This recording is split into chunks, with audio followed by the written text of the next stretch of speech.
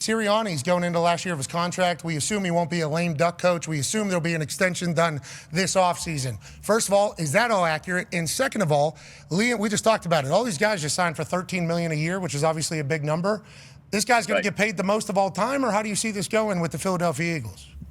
No, well, I think what'll happen is they'll sit down to do the deal because Nick Sirianni is headed into the last year of his contract. You never want a head coach headed into the last year of his contract. Ben Johnson got $13 million a year, but not the other rookie coaches. Their other rookie coaches this year didn't get that. I think the pay cycle for those guys was anywhere from $10 to $13 million per coach. Okay, got it. What about Liam? We heard Liam was like 13 or 14. Is that not accurate? That would be in that same window?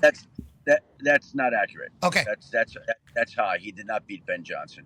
Liam did fantastic and obviously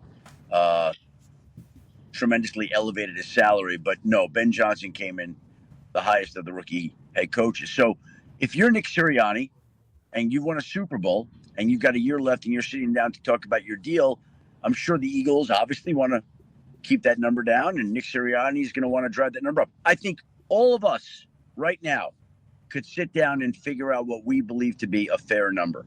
If Ben Johnson got 13, then Nick Sirianni as a Super Bowl winning head coach is worth more than that, right?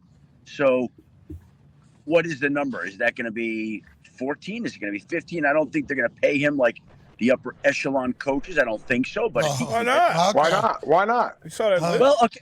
But by the way, that's the job of his agent to argue that. Yeah, and his agent, Jimmy Sexton, we don't know everything about him, but we know enough. He's going to get a good deal. Yeah. And I like for everybody. He does good business. That's why he's able to continue to do business with everybody. But I think he's going to lay out a very easy case if he just used the stats that we have from our show for who and where Sirianni ranks in the history. Now, granted, he understands that how he's been able to put together a phenomenal roster. Like this team, the players that he is coaching, all dogs, but he's the one that's getting all these dogs to bark in the same direction. So I think he has a lot of leverage, he has a lot of power, and hopefully they get a deal done because Philadelphia, with this style of guy being their coach, is awesome. And it's obviously worked. You know what's funny about that? Number one, I don't know, 2-3 months ago, people were calling for his job when he had some emotional outbursts. Number two, his players love him. His players love him. Like, they believe in the guy. And they, I don't know, ever loved him as much as they do today when he's led them to the Super Bowl title and the players play great and he was the coach. But he's going to get a new deal. They'll redo it, and we'll see where that comes in. But I obviously fully expect it to be north of Ben Johnson. Okay.